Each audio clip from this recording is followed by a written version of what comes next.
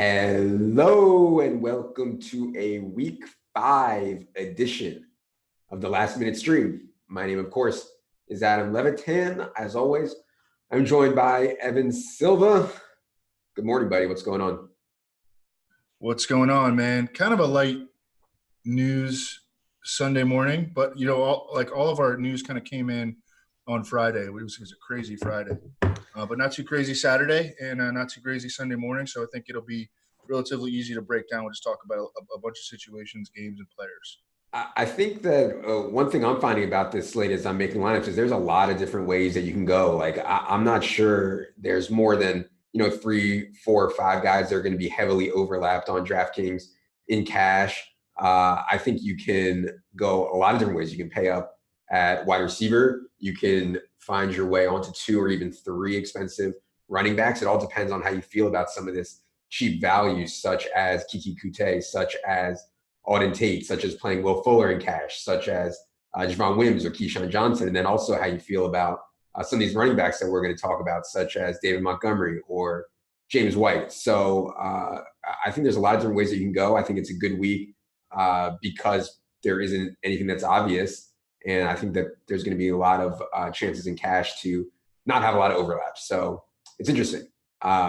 One thing, Evan, that I think is causing that is the news we got on Saturday, which was Rex Burkhead is not going to play in this game. They also did not activate Damian Harris. So the only 3 running backs active for the Patriots today are Sony Michel, James White, and Brandon Bolden. We've seen Brandon Bolden play a little bit of running back, but really he's just a special teamer. Rex Burkhead last week only played like 12 snaps, had 1 touch. So I don't want to go overboard on James White, but man, James White is such a strong pass catcher in full PPR settings like DraftKings. He's appetizing. How much do you bump James White on the Rex Burkhead news? I mean, I think he's a really, really strong play. The issue is that the Redskins are unlikely to answer back and force it into a situation where James White has, 12 target upside, because it wouldn't be crazy to think they could if the Redskins could answer back. Although I do like Colt McCoy in there over Dwayne Haskins, although Colt McCoy just started practicing fully last week after having 3 surgeries on his broken fibula and having setbacks throughout the preseason. So, I mean, this is just what a disaster organization. This is why Trent Williams doesn't want to play for the Redskins. This is why people should stop going to their games, stop buying any Redskins apparel, and just bleed them out. Just let them bleed out. Yeah. But anyways, James White, yeah, I think he's one of the highest floor plays on the entire slate because the seas have just parted for him. And I think that Larry Fitzgerald in Arizona is in sort of a similar situation because the flies just keep dropping around him and he's like the last man left standing. So these guys have super high floors today. Yeah, that's the thing about James White. Like, you can really project him for 4 to 6 catches pretty easily. And under that scenario at 5K on DraftKings, like, he's almost certainly going to get to 10 DraftKings points, like 8 to 10 DraftKings points as a floor at 5K is really strong. I think the concern is, as Evan said, we saw him get 10 targets last week. That was in a really close game against the Bills. In the second half, how much will New England be throwing and how much will the formation be Sony Michel over James White?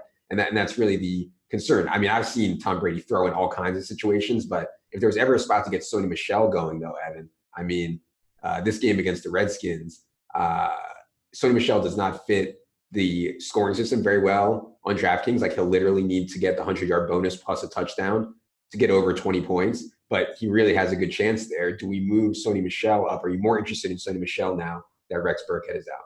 Yeah, definitely.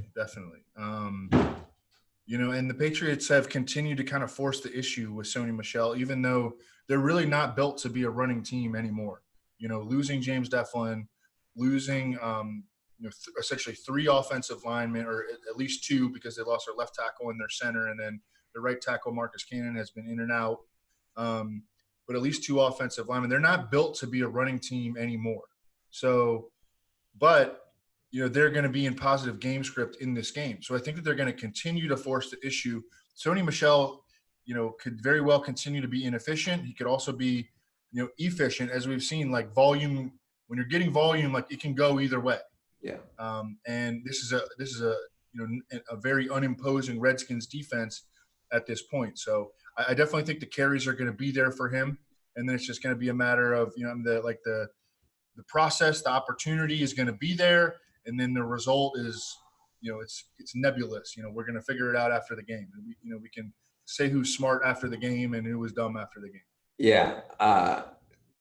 Sonny Michel's going to carry the ball over 15 times is like a lock. And I think like in a really wide range of outcomes, like in a really like from like the 20th percentile of his range to like the 80th, like he carries the ball over 20 times in this game. So I'm certainly really interested in Sonny Michel as well, even on DraftKings as a tournament play where you could see him go get the 100-yard bonus and score and have a chance to score multiple times. I think he's at least interesting at 5,500. Well, your point is very true, and I talked about that in matchups. He's like the most touchdown dependent player in the league, aside from Adrian Peterson. Yeah. Because if he doesn't score a touchdown, and he has gotten vultured by Brandon Bolden before, then he's not going to be a good play. He could run for 120 yards, not score a touchdown, and he gets you 12 points, and you're like, that sucks, right, because he doesn't have a target on the year. Yeah. Okay, we're going to circle back and do some comps with James White here in a little bit because I think it's a really big decision. But let's talk about Tyrell the Gazelle being out. And obviously everybody's first reaction is, well, oh man, they're just going to throw the ball to Darren Waller because their starting receivers now are like, God, I don't even know, Hunter Renfrow and Trevor Davis and I don't know, Doss or Marcel Aitman or whatever. The problem is like the Bears aren't dumb. Like they're well aware that Darren Waller is all that Derek Carr has to throw to. Are you concerned at all that the Bears, who are so talented and can rush the quarterback with 4 or 5 easily, are just going to scheme to take Darren Waller out? Or is Gazelle being out a really big bump for Darren Waller? I mean, they probably prepared for Tyrell all week, to be in there. So I don't think that they have like a specific scheme in there just to take Darren Waller away necessarily. I think that what they're going to try to focus on is like trying to get pass rush on Derek Carr. Mm-hmm. But that could also play into the hands of Darren Waller too, because I mean he doesn't have like a particularly long deep downfield ADOT. So I mean, I think it's a bet on volume, bet on target situation, and I also think that this is a week where Darren Waller might not have a ton of ownership because he's playing against the Bears. He didn't have a ton of ownership that week that he was playing against the Vikings, and he went 13 for 134. So I think it's a chase the volume situation, and Darren Waller, at least on paper, maybe the highest volume projection among any tight end on the slate. Yeah, and I think it's close between Darren Waller and Mark Andrews. I think I prefer Waller, but I am really intrigued by Mark Andrews, hopefully healthier. We talked about on Friday, full practice on Friday, limited on Thursday. Mark Andrews lining up in the slot a lot against the Steelers. So I think it's really close there at really close salaries. And then on DraftKings, if you go down more from Waller, you can get Austin Hooper. And if you go up a little more, you can get up to Ingram.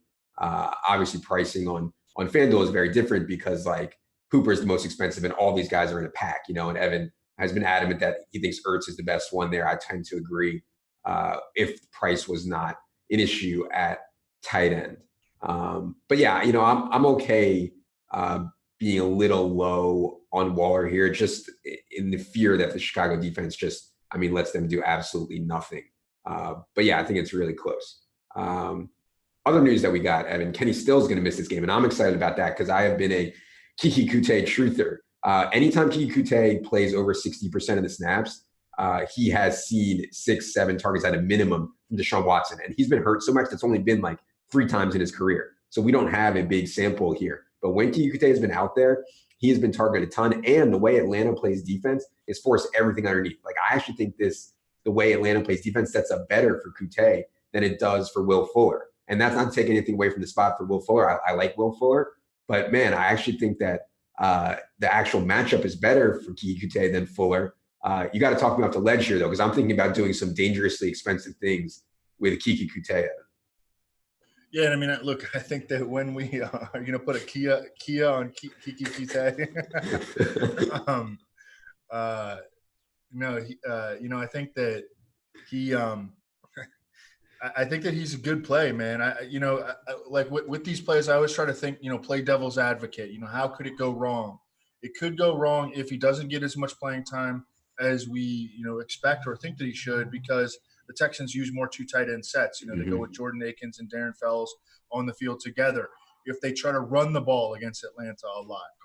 And, this is something that Bill O'Brien could very well, donk his way into doing, putting the ball in, trying to put the ball in Carlos Hyde's belly 20 times, So those are ways that it could go wrong.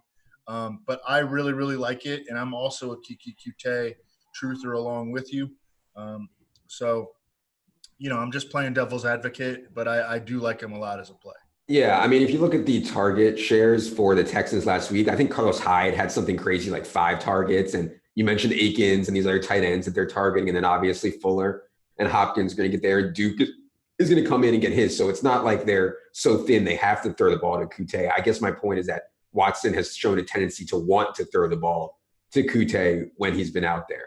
But, man, it's scary, man. Yeah, I don't want to have a key on Kiki Kute. I've been messing around with 2 lineups, one that has Kute and 3 expensive running backs, and one that has Zeke and I'm sorry, one that has Kute and 3 expensive running backs, and one that has Julio and James White. So I don't know, man. Where are you on Jalen Samuels right now? Yeah, I'm not playing Jalen Samuels. I hear you. Really? I hear you. Let's talk about the Steelers news. I mean, he's just real cheap on FanDuel. So. Yeah. I mean, he's just like, I'm not sure they're going to be as effective. Well, I know they're not going to be as effective. I mean, the Bengals defense was so bad on Monday night. Yeah, but the Ravens defense pretty bad too. Yeah, but not like this. And also, the Ravens defense is so bad. I mean, it's real bad. Yeah. They let CJ Mosley go in the offseason because they thought that Kenny Young could do the job. Kenny Young, they just benched him. He's a healthy scratch today. Mm-hmm. So, I mean, they kind of failed there. But anyways, go ahead. Yeah, I think, I mean, I don't think you can compare it to the Bengals, and at least the way the Bengals played. Like, even if you could say that the Ravens defense is awful, like the way the Bengals played on Monday night was so bad. So, I'm not as high on the Steelers at all. They did have news. Juju looked like he was a little bit shaky. He's going to play. Vance McDonald's actually back for them. How do you think Vance and Juju, because Vance being out there may lead them to not run as much of this wildcat nonsense? You're right. That's a good point. And like they've been throwing like shovel passes to dudes, like even like Connor, and they were throwing the shovel passes to Vance before he got hurt. So yeah, that's a fair point. So the Ravens have given up over 500 total yards in back-to-back games. Yeah. That's embarrassing. I'm trying to see. Brandon Williams is active.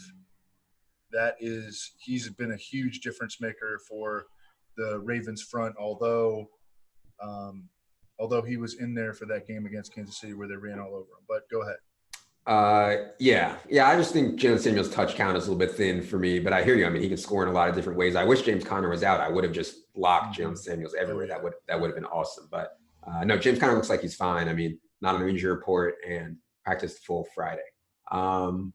Let's get to – here's a guy that nobody's talking about. I mean, Julian Edelman is very cheap on FanDuel. Nobody's talking about him. Rex being out is at least something.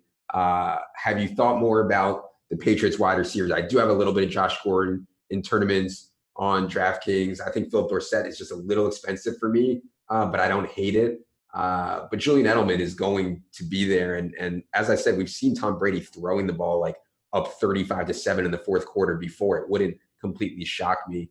What do you think about Edelman?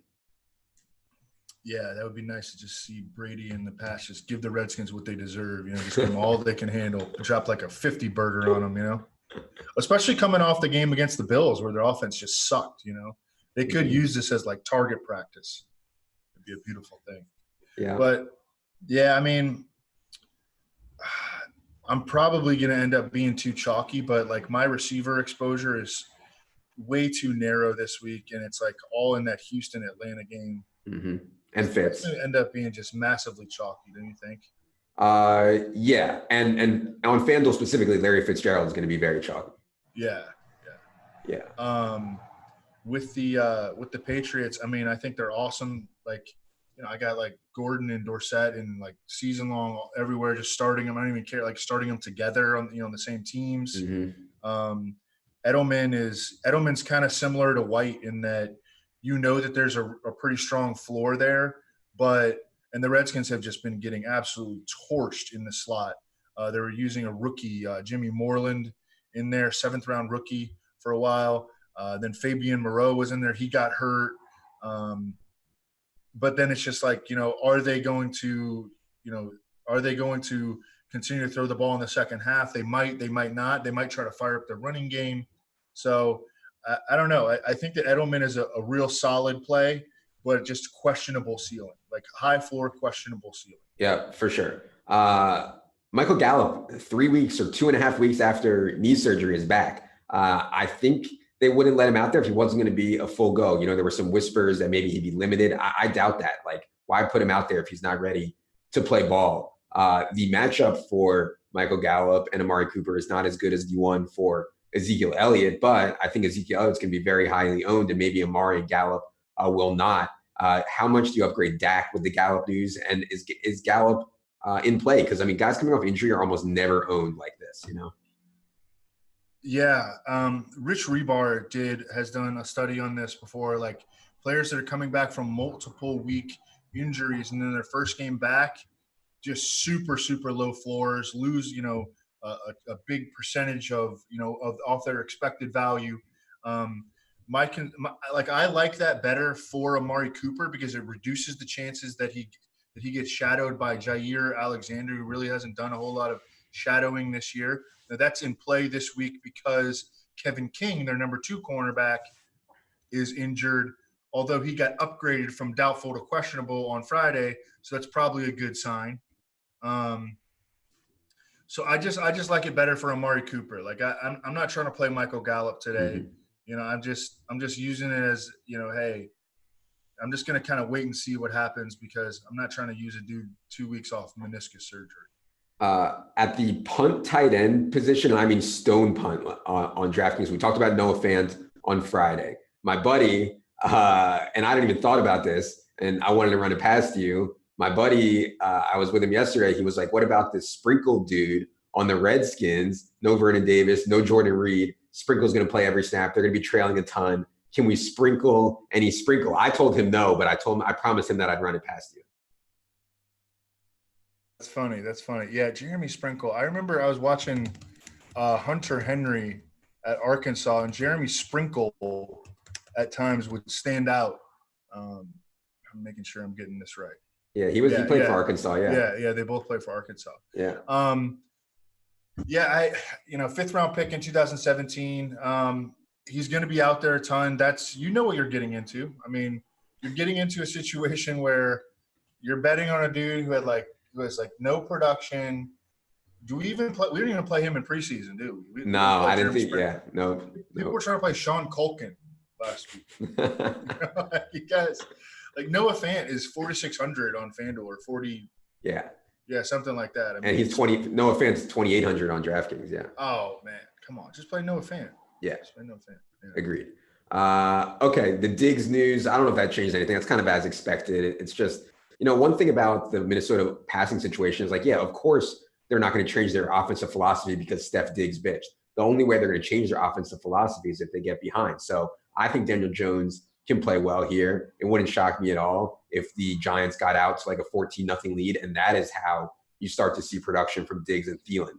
So in lineups where maybe I had Gallman or something like that, I would consider having Thielen or Diggs. It's super, super contrarian, but those would be the kind of setups where I think would make sense for the Vikings guys. But generally speaking, I don't think the Diggs news really changes much. Did it change anything for you? No. And I don't think that this is the sort of team that is going to go, satisfying squeaky wheels, right, or greasing squeaky wheels. They're just going to give the ball to Dalvin Cook 25 times. Yeah. So I think that Dalvin Cook is the play. I feel like, I don't know, do you think that where do you have him in ownership projections, Dalvin Cook? I have McCaffrey the most, then Dalvin, then Zeke. Okay. But on FanDuel specifically, David Johnson is going to be very heavily owned because they just refuse to move him up for whatever reason. Yep. It's a joke. David Johnson, 6,800 on FanDuel. On DraftKings, they moved him up to where he's just a little bit cheaper than the Zeke, Dalvin, McCaffrey tier. So, yeah. David Johnson could catch 10 balls today. No Oh, problem. yeah. I mean, for sure. Have you thought at all about, this is really mincing hairs here. Do you have any take on Ezekiel Elliott versus Dalvin Cook? I mean, it's 50.1 to 49.9. Yeah. I really think it is. Yeah. One thing you can say about Zeke is that the on-paper matchup, I mean, the on-paper matchup for Dalvin is awesome, but Zeke is at home, and like it's actually been a run funnel for the Packers. In other words, they force teams to run against them, and we already talked about the Tyron Smith situation on Friday could lead to more runs too. But man, I don't want to not have Dalvin either, and that's why I'm considering this Kiki Kute play, which goes against all projections and goes against pretty much everything that people would consider right. But man, I hate to not have Zeke and Dalvin. But man, do it, man. Do it. Yeah. Fuck the projections. All right. What about this, Evan? We talked about James White. I mean, you get David Johnson in there too? The lineup that I'd be thinking of would have. We're not allowed to talk about this, right? Well, I don't like to, but the lineup that I'm thinking of would have all of McCaffrey, Dalvin, and Zeke. Okay. I mean, it's way out there. It's wild, but Are we sure that Zeke is a better player than David Johnson straight up on DraftKings? Because what is Zeke's target expectation? Yeah, good point. I mean, we saw Zeke get 6 targets last week, but I think that generally speaking, with what they've added and what they have going, like his target projection is way lower than it was last year. Yeah. I mean, I have no problem with David Johnson whatsoever. Yeah. I mean, you save 800 by going down to David Johnson. That's the thing on FanDuel, you save so much by going down to David Johnson. Let's circle back to James White because I want to ask you a couple of things. James White versus David Montgomery. Oh, I'd go Montgomery. I would go Montgomery. 11 targets over his last 3, 16, 19, 24 touches. It's going to happen for David Montgomery sooner rather than later. I think it happens this week. I'm playing some of him on FanDuel. He's 5,700 on FanDuel. Mm-hmm. What's he on DK? He's only 5,200. Yeah. It's really, really strong play. Probably won't have great ownership and a good matchup. Yeah, David Montgomery. Yeah, and I assume you prefer David Montgomery to Wayne Gallman as well. Yeah, this week. Yeah. Yeah. Have you thought more about Aaron Jones? Because, man, I mean, I don't think they're going to play Dexter Williams very much. My concern is that they go down there without Devontae Adams and the offense kind of craters. I mean, Devontae Adams is such a huge part of their offense. I still think there could be a lot of checkdowns. One of the ways that Dallas likes to play defense is to force checkdowns, and we see a lot of running backs rack up catches against the Cowboys. So I think that Aaron Jones' floor is safe. He's going to play a ton. I think he's going to catch a ton of balls. I prefer Aaron Jones to David Montgomery. He is a little bit more expensive. Have you thought more about Aaron Jones? Yeah, I like him better than David Montgomery. He's priced a little bit higher than David Montgomery, but that's appropriate. But I think that your breakdown of him is perfect. He had 6 catches last week. He's going up against a team that kind of funnels running back targets to running backs. Even if they play from behind, I don't think he's coming off the field. Yeah. So yeah, he's a real strong play. I do kind of question his ceiling because I'm just worried about the Packers offense in this spot, but he's as likely to score a touchdown as any Packer, probably the likeliest Packer to score a touchdown. All right. I have 5 total punt tight end wide receivers on my list, and I won't even include Auden Tate here because he's going to be massively owned, and I think we'd all agree he's the best play. The other 4 punt wide receivers on my list are Kute, Javon Wims, Keyshawn Johnson, and Jake Kumaro. Right now, I would rank them Kute, Wims, Keyshawn, Kumaro. Do you have any other opinions on these punt wide receivers, Wims, Keyshawn, Kute, Kumaro? No, I think we're probably going to be pretty close on them. Yeah, I'd have Kute number 1, Wims number 2. I'd have Kumaro over Keyshawn, but that's just because I think that Kumaro has a little bit more upside. If I mean, I think we've seen him so many times, even in the preseason and the regular season, like catch long touchdowns from Aaron Rodgers. And that, if he catches one long touchdown from Aaron Rodgers, he's going to probably do way better than anything that Keyshawn does. So, but his playing time is less certain. Yeah. Yeah. Yeah. We don't even know. We don't know for sure that he's number 3 wide receiver. I think that he is, but we don't know for certain. Exactly. So I'd just be fishing for upside, and I think his ceiling is higher than Keyshawn's. This one is really close, but a lot of people have asked me this: Matt Ryan versus Carson Wentz, and I think the argument. I mean, Carson Wentz is, I think, on paper, the better play. Obviously, the argument is that Matt Ryan's game could turn into just an absolute shootout, and Carson Wentz's game almost certainly will not. Like if the Eagles score a defensive touchdown and Jordan Howard scores twice, like you're in trouble with Carson Wentz. Most likely, Matt Ryan. It's almost certainly, if things go sideways, it's going to be a shootout. I don't know, man. I slightly prefer Ryan, and he's a little bit cheaper on DraftKings, but I could go either way on Wentz versus Ryan. Do you have a take there? I think that it's Ryan. And that's not to take away from Wentz, because I love Wentz and I'm playing, Wentz Ertz lineups for sure. But yeah, I think straight up you got to go with Ryan, just because of the likely, or the projection of the game projection. You guys can start sending questions to @EstablishTheRun on Twitter. Send questions to @EstablishTheRun on Twitter, and I will start looking for those while people are submitting those. Evan, another question at almost the exact same salary: Julio Jones versus DeAndre Hopkins. I like them both, man. I think the matchup sets up beautifully for both Julio and DeAndre Hopkins. I think you could argue that maybe Julio's target share is a little bit more condensed, but not by much, especially with Kenny Stills out. Do you have any take on Julio versus Hopkins? They're 1-2 on the slate at wide receiver. Just you play them together, man. I mean, that's definitely going to be the best approach to them. You play them together.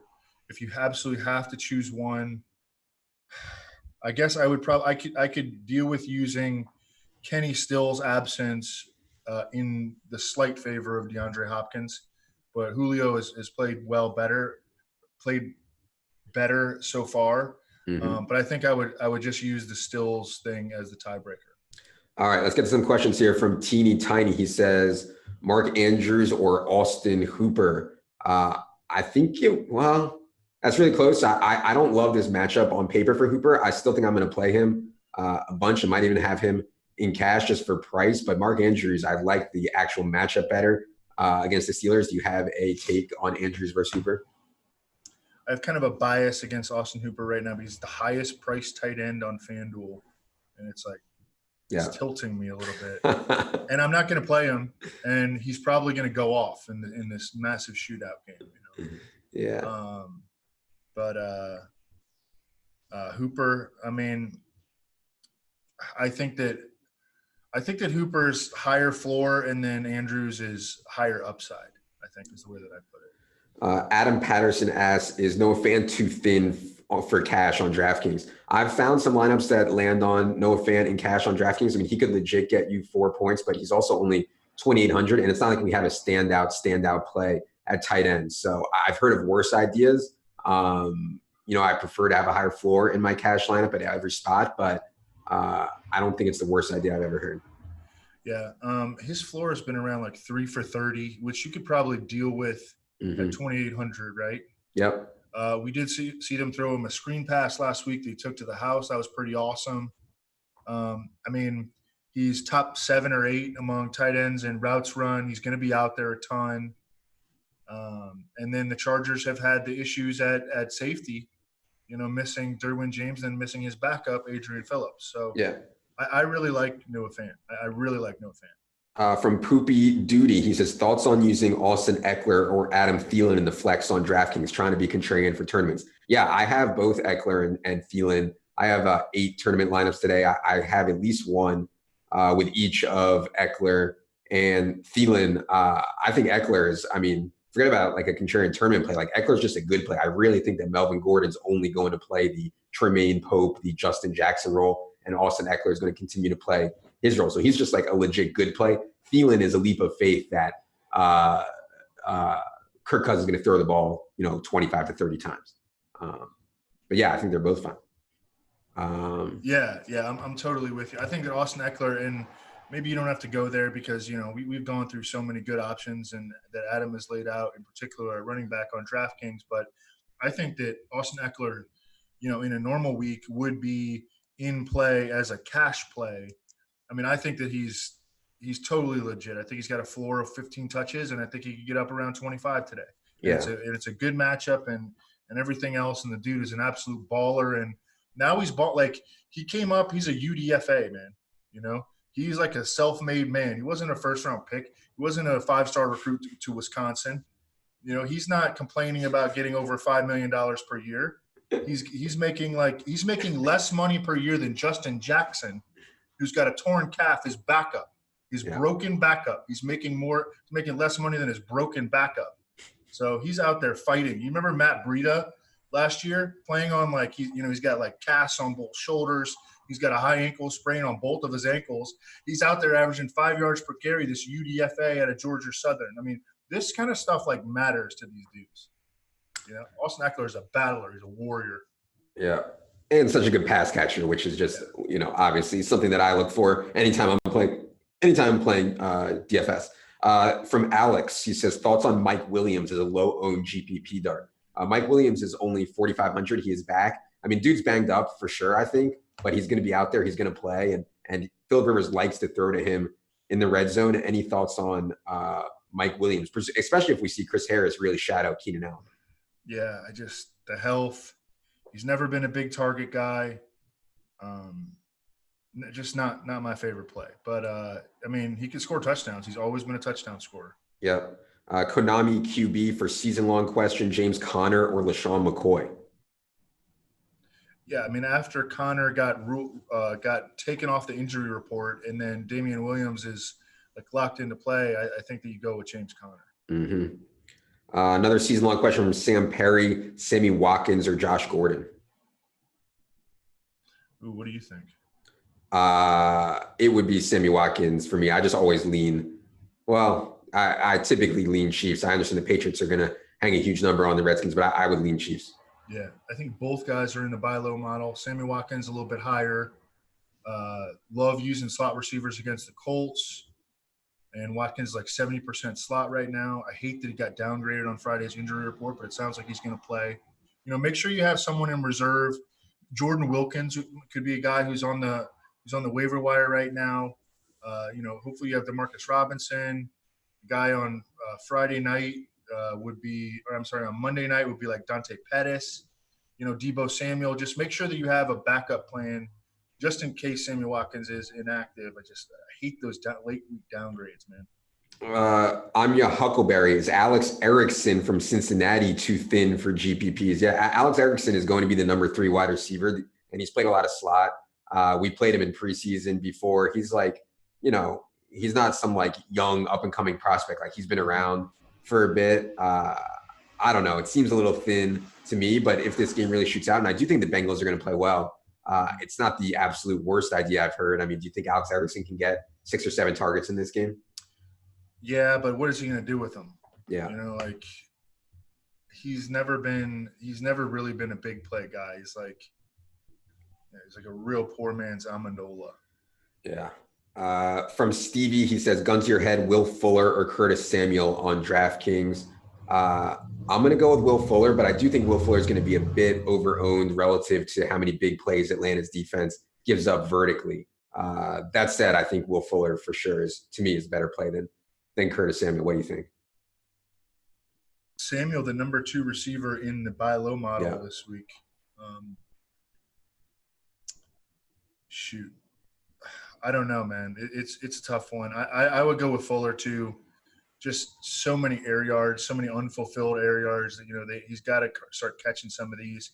I think that we do see the Texans' vertical passing game start to click sooner rather than later. That's been the missing element so far from their offense. Mm-hmm. Yeah, and Curtis Samuel will be far less owned if you're trying to balance out a lineup and get it under that 13, 14, 15% average cumulative ownership for tournaments. And Deshaun Watson in situations where he's not going to face a lot of pass rush, I mean, that's when we want him. And the Falcons have not been able to rush the passer. So hopefully he's going to have some clean pockets and be able to actually hit Fuller for some of these downfield shot plays. I'm seeing some more rumors. People are tweeting that Juju is not warming up and still is in the locker room. Reports from Schefter earlier had Juju playing, so we'll look into that a little bit here. Hollywood Brown, the guy we didn't spend a lot of time on, Hollywood Brown on FanDuel, Evan, it's only 5,400. I mean, that is extremely cheap for someone with Hollywood Brown's upside. I still find, even though he gets a lot of targets, I still find his floor to be lower than I prefer. But man, 5,400 for Hollywood Brown is really cheap. We didn't talk about him a lot. I know you like him. Yeah, I mean, like him every week, but that's only worked out really in 2 of the 4 weeks so far. My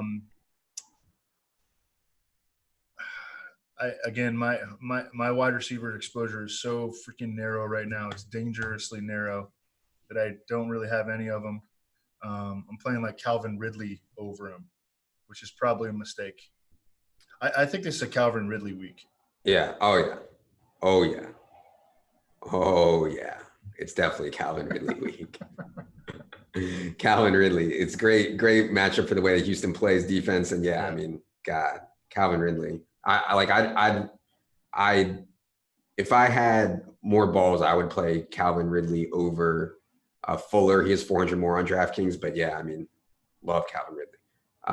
From Brett Ziggs, he says DK Cash, 2v2, Julio and Kute or Mike Thomas and Will Fuller. I think I would go with the Julio and Kute side there, to be honest with you. I think the thing about Michael Thomas, like he's great for cash. Like he's going to catch 7 for 70 or 8 for 80 or something like that. I think we talked a lot on Friday about why I thought he did not have the 10, 152 kind of upside. And, that's reflected in his price. He's down to 6,600.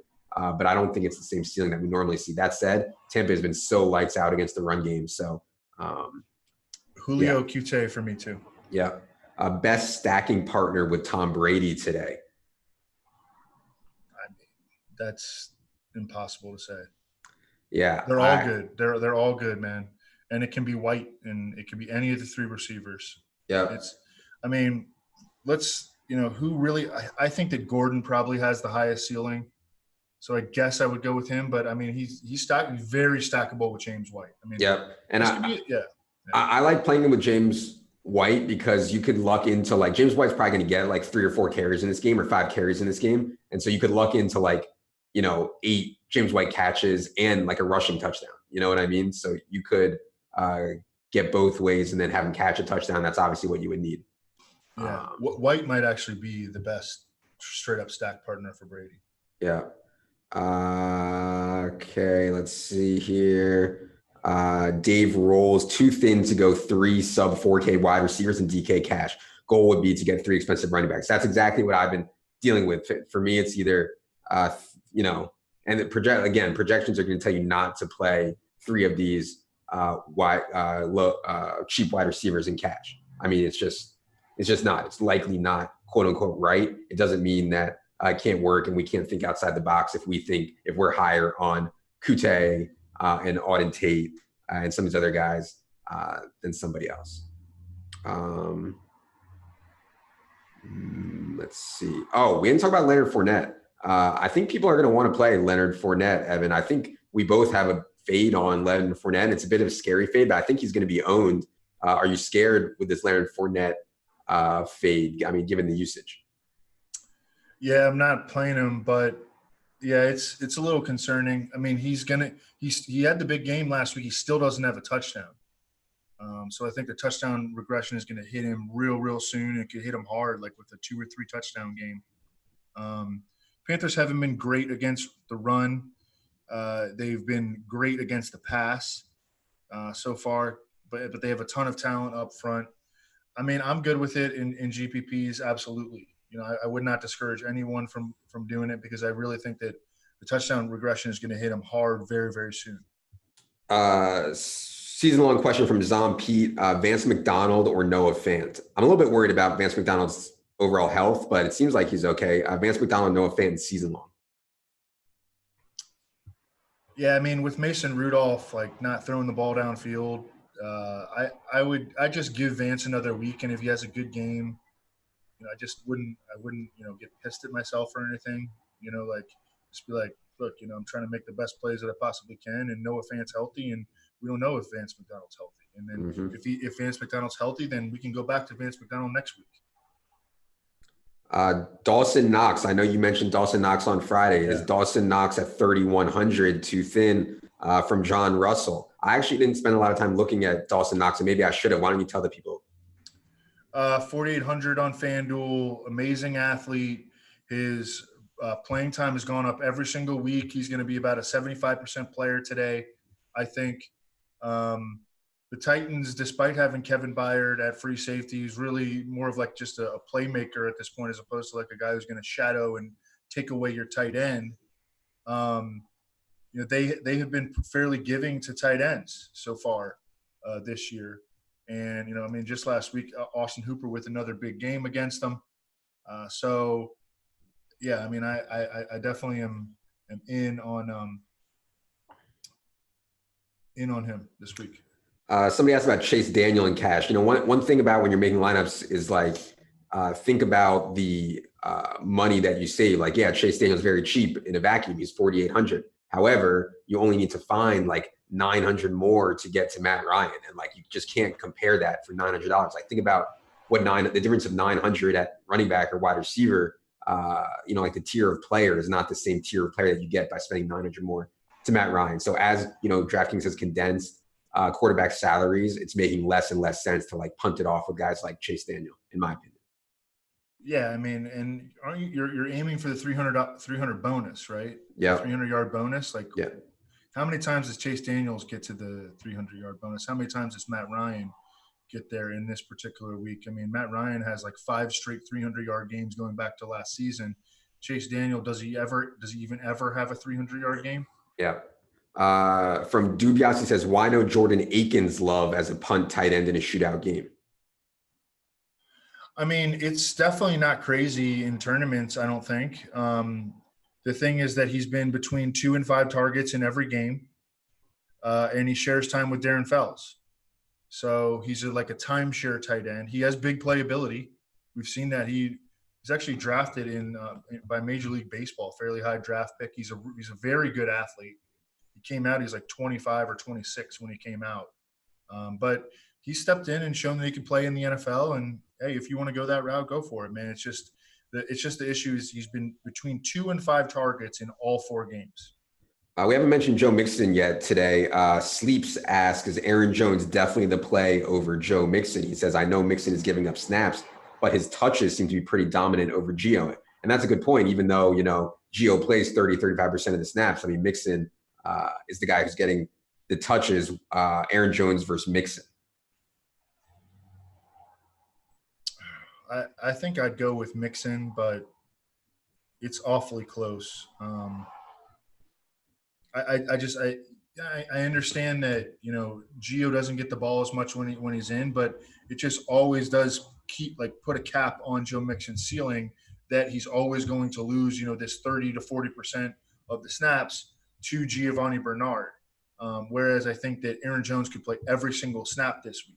Mm-hmm. So I mean the spot is better for Joe Mixon. I think that there's no question. But I think that I don't know. It's a coin. It's another coin flip. Yeah, I mean, to me, it's how bad do you think Arizona's defense is? How bad do you think Arizona will play? Because just based on usage and efficiency, it's for sure Aaron Jones is the answer.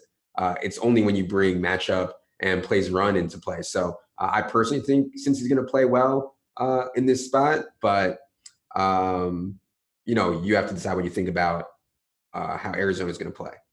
Got a couple of Daniel Jones questions, people benching him in 2 QB leagues and stuff. I actually think Daniel Jones is going to be fine today. I think the Giants are going to play reasonably well. He gets Golden Tate back. Daniel Jones still can run the football. Like, I'm not benching Daniel Jones for Chase Daniel in 2 QB leagues. Would you? No, I think the Giants could win this game. Yep, totally agree. Let's see here. We got here. Too risky to run both Zeke and Aaron Jones in DK Cash from B Gully. Yeah, typically you don't want to play running backs like that against each other. Like the way Zeke eats is like chewing up clock, getting like 20 to 25 carries. And then Aaron Jones is just, standing on the sideline, picking his nose. So typically you don't want running backs like that playing against each other. If that was my decision, I'd probably just go Dalvin over Zeke just to get away from that. All right. I like that. Okay, FanDuel question here. Evan, Kiki Kute or Golden Tate? We're back to this Golden Tate at 4,500 dilemma that FanDuel has stuck us with. Oh, come on. I wouldn't play either of them. I mean, you got Ridley at 5,400. You got Marquise Brown at 5,400. You got Fitzgerald at 5,800. You got Fuller at 5,700. Find a better plan. Watch those guys go off now. Let's see here. No, I mean, Golden Tate has barely played with Daniel Jones ever. Right. Season-long question: Mecole Hardman or Marquez Valdez-Scantling? We haven't talked about Valdez-Scantling very much. I mean, in theory, massive target boost coming and really athletic guy with Aaron Rodgers. I mean, that's the argument for MVS.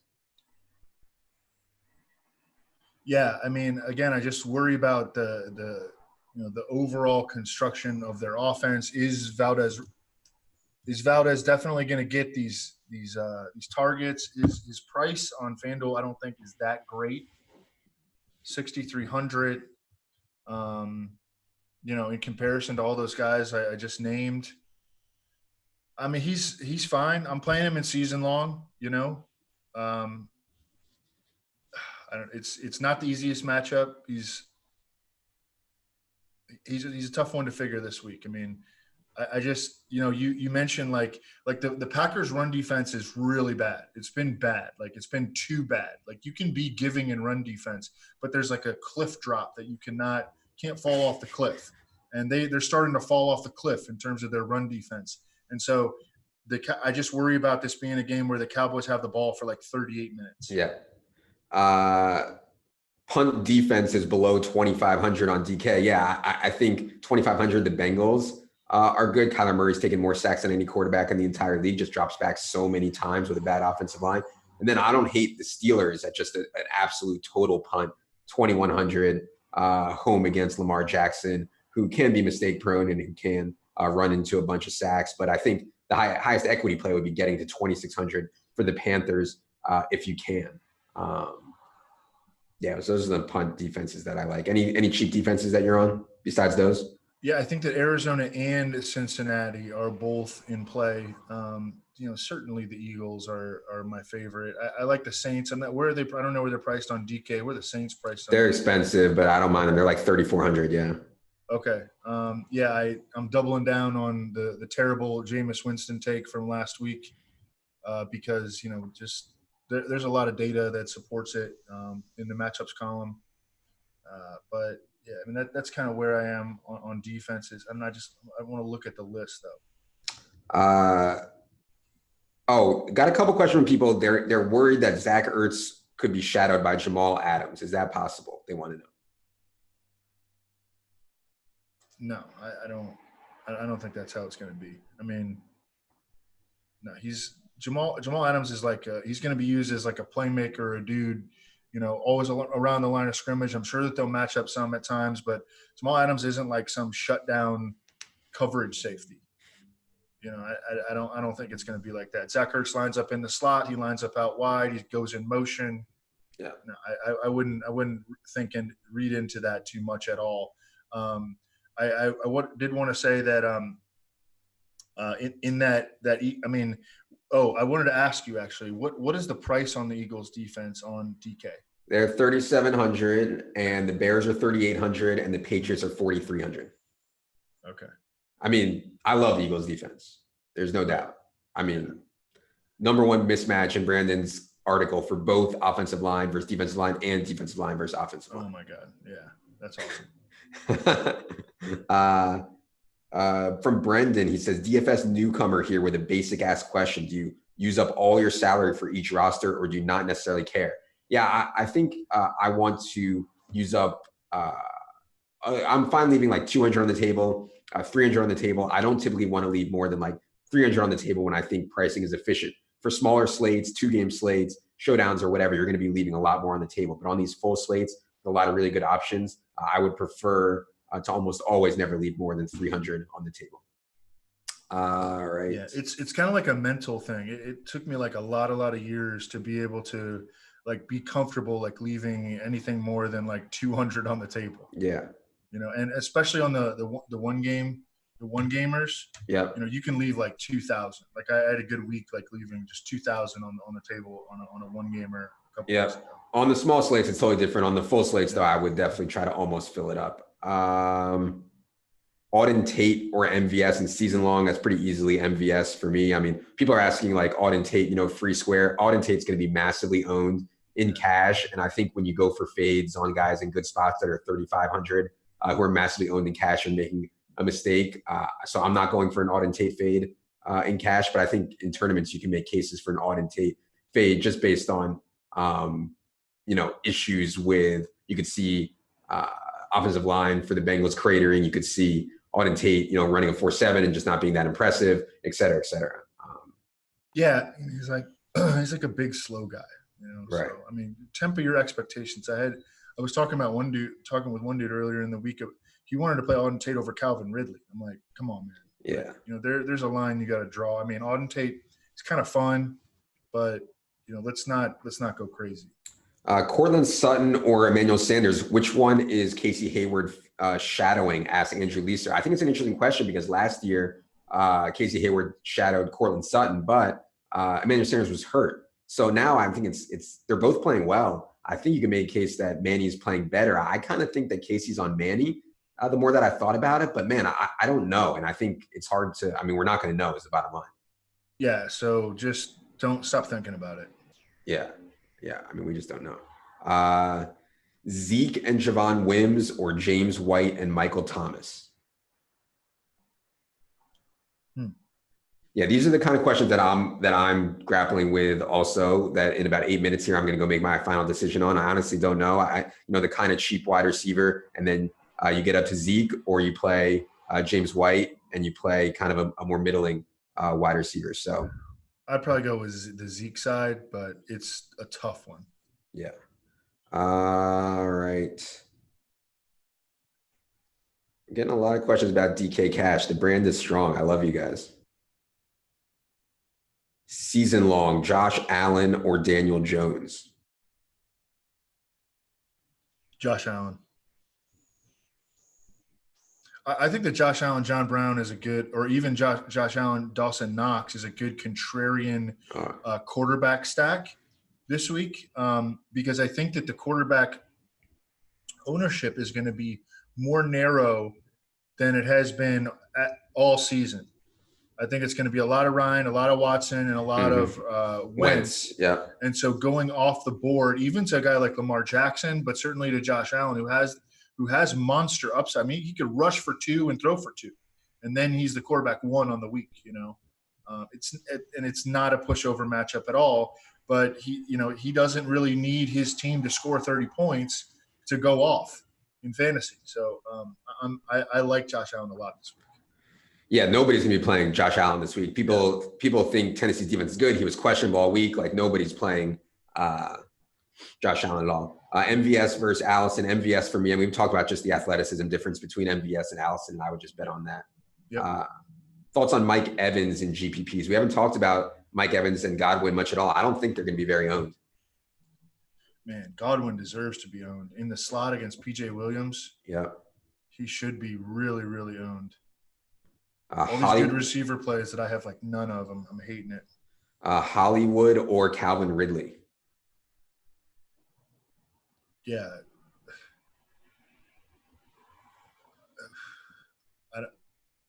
I don't know. Calvin Ridley for me, man. Okay. I mean, God. I mean, when in doubt, man, you could just use the total as the tiebreaker. I mean, that's always a good process. Like, way to break a tie. Yeah, and just more stable quarterback play. I understand Calvin Ridley's hasn't been seeing many targets, but yeah. All right. Let's see here. Oh my God, we have a lot of questions. Thank you guys. Sanders and Sutton as a pair on DraftKings. I don't like that. No. All right.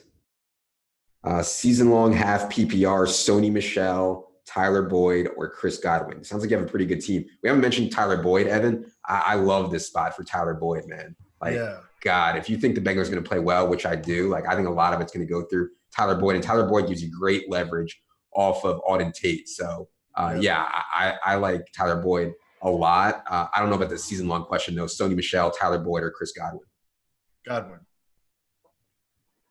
But I'm with you on Boyd. I mean, I think it's a major bounce back spot. He was quiet against the Steelers. Everyone on the Bengals was quiet against the Steelers.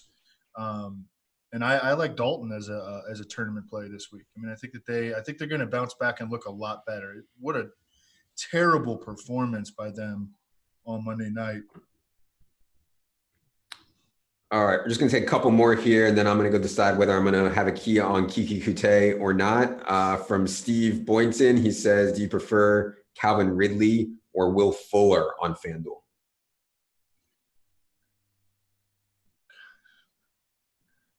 Yeah, so Fuller's 5,700, Ridley's 5,400.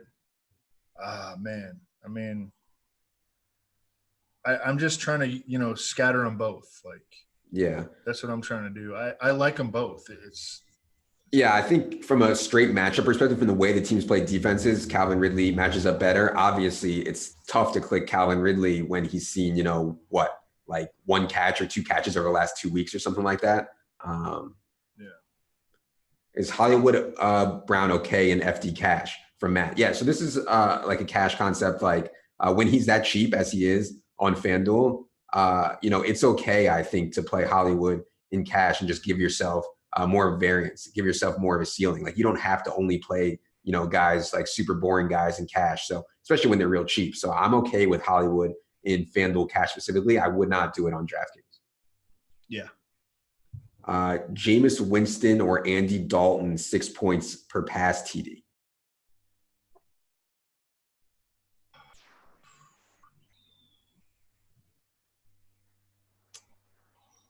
I mean, I think I'd probably go with Jameis, even, despite all my takes to the otherwise. Yeah. I think the Bengals are going to play better. I think Dalton. I mean, we've seen Jameis's floor. It's ugly out there. Yeah, it is, man. It is. And but they're rolling though. I mean, yeah. And I think Godwin plays well. And I think that when Godwin plays well, their offense just functions better. All right, last one we're going to do comes from Skull Vikings. He says, I want to play the Eagles defense. I like that. He wants to pair them with either Miles Sanders or Jordan Howard. Yeah. It's tough. I don't know if you have a read on this Sanders versus Jordan Howard situation. Yeah, I mean, Howard's playing time has gone up every single week. It's definitely chasey. It's very chasey on Jordan Howard. I mean, 3 touchdowns with a receiving TD, but I think that Jordan Howard is the play right now in the Eagles backfield. Miles Sanders, since he fumbled those 2 times and he had 130 total yards, he didn't get any pass game work last week. Jordan Howard did. He had, I think, 3 or 4 targets. So I think that Howard is the play this week. Now, when we move on to week 6, it could change. And I think it's going to continue to be a whack-a-mole situation in the Eagles backfield. But Jordan Howard is the better play this week. All right. That is going to do it. We have 15 minutes until lock. Best of luck to all of you. Appreciate y'all being subscribers. I'm glad that the stream stayed up to date. We didn't have any technical difficulties. We've been working hard on that. So thanks to Evan. Thanks to producer Paul. Jerry's back at home, likely taking a nap. Good luck, everybody.